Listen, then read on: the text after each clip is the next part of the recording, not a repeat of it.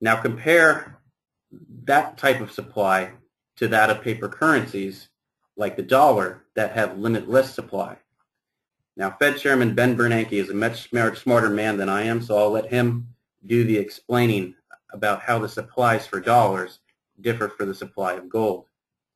I've taken this from an excerpt from a speech he gave before the National Economics Club in Washington, D.C. in November 2002. Mr. Bernanke stated, "Like gold, U.S. dollars have value only to the extent that they are strictly limited in supply. But the U.S. government has a technology called a printing press, or today its electronic equivalent, that allows it to produce as many U.S. dollars as it wishes at essentially no cost. By increasing the number of U.S. dollars in circulation, or even by credibly threatening to do so, the U.S. government can also reduce the value of a dollar in terms of goods and services, which is equivalent to raising the prices in dollars of those goods and services. We conclude that under a paper money system, a determined government can always generate higher spending and hence positive inflation." Now, obviously, this quote is 8 years old, but if we look at Fed policy now as led by Mr. Bernanke, we can see that his actions definitely follow the beliefs he stated in this speech 8 years ago. Now, you can't just discuss supply without discussing demand. So before we move on, we wanted to do a quick comparison of the demand for gold and the demand for paper currency. Think about the differences. Gold has been desired throughout history over a variety of cultures living in a variety of geographic regions. Meanwhile, the only reason you demand dollars is because the government says they're worth something. It's a fiat currency. If a $100 bill was deemed to be worthless tomorrow, it would be worthless to you. Gold proves to be superior from the perspective of demand because the demand for it is real and not manufactured or mandated like it is with paper currencies. So to summarize, gold is a better hedge against inflation and a better store of value than paper currencies because of its superior supply and demand characteristics relative to those paper currencies. So we've covered the first two reasons for owning gold, inflation hedge and an alternative for paper currency. Here's the third, diversification.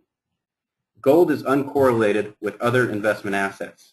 As you can see in this table, gold has a low to no correlation with all the major asset classes, domestic and foreign stocks, bonds, cash, and even commodities.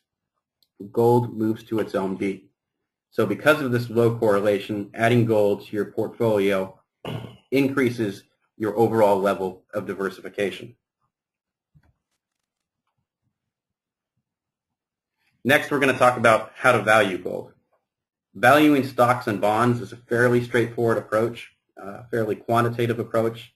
At its simplest, you simply look at the price of the asset relative to its earnings, to its cash flows, income payments, assets, etc., to give you a sense of whether the investment is undervalued, overvalued, or fairly valued.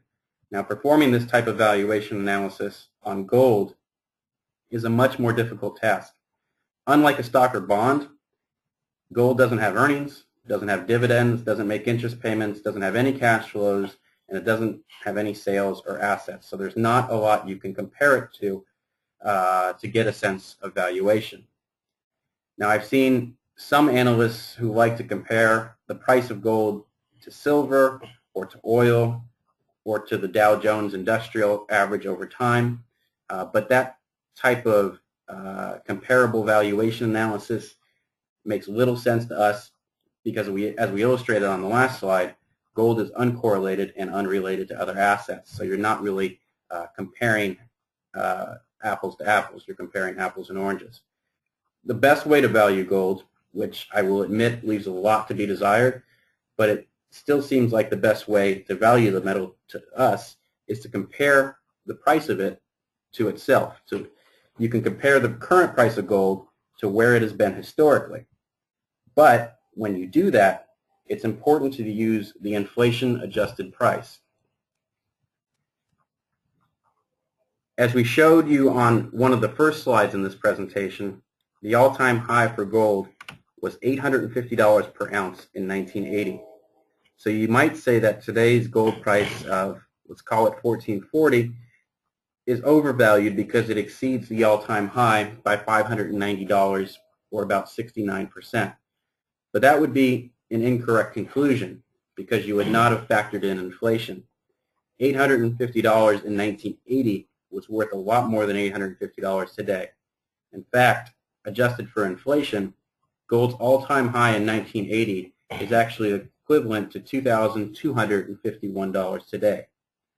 So while gold has had a very good run over the last 12 years, it is still $830, or 37% below its all-time inflation-adjusted high. Now, that's not to say that gold is undervalued or a huge bargain, because there's no guarantee that it's going to revisit that all-time inflation-adjusted high. But we can say that history shows that gold can and has moved to higher levels than it's trading at currently on an inflation-adjusted basis.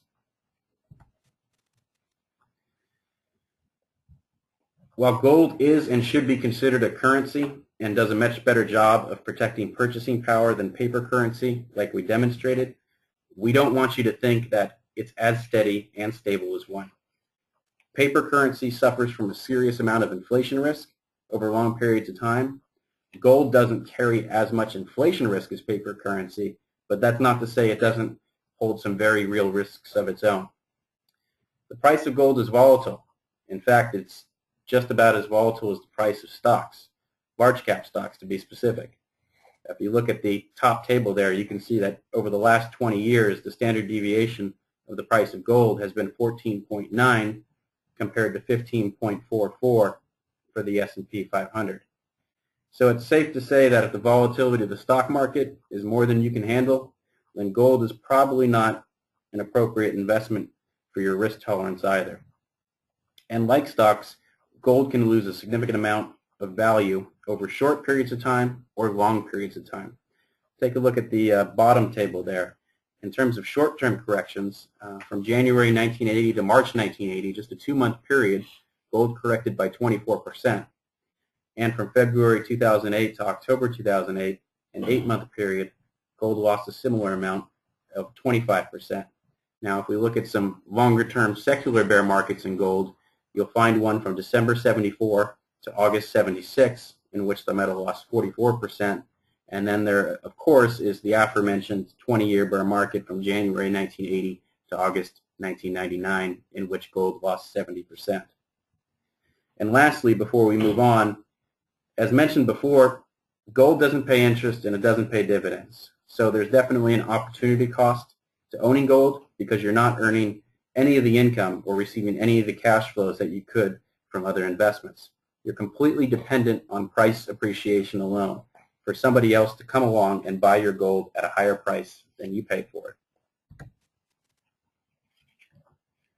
Now, if you're interested in investing gold, there are a number of ways to do so, but not all of them are ideal. You can go buy gold bullion in the form of coins or bars, but that is a high-cost way of doing it. Dealers typically charge a 5% to 10% markup over the spot price, and you have high carrying costs as well because you have to store it and insure it. Futures contracts on gold are available, but futures contracts, or I should say futures investing, is not always that easily accessible to retail investors, which I assume many of you listening today are. Plus, gold futures investing introduces a risk that's unique to the futures market called contango risk. Now, I'll spare you all the gory details of contango, but what that describes is a state in the futures market where the future price is higher than the current or spot price. In essence, when the futures market is in a state of contango, as the gold futures market is now, you can actually lose money even if the price of gold goes up.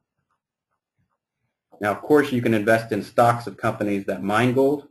However, this introduces equity risk into the equation.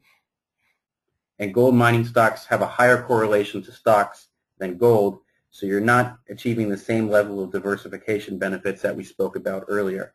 Now, it's not to discourage you from investing in gold mining stocks. In fact, we're bullish on the industry right now, but you don't want to invest in them as a proxy for gold.